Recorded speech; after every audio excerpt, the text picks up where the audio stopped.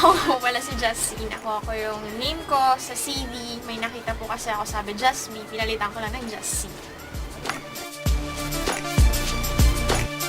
Newbie lang po ako sa LAW ngayong 2009 lang. Bakit LAW? Kasi mas masarap sila kaysa sa iba.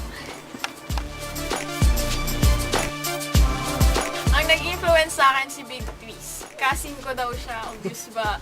Tapos, message sa mga oh, yun na yun. Okay lang, wala. Kuya na yan ako!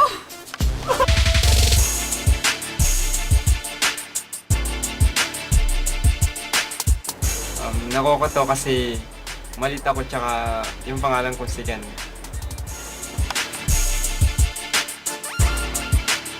Naging LIW ako itong 2009, December.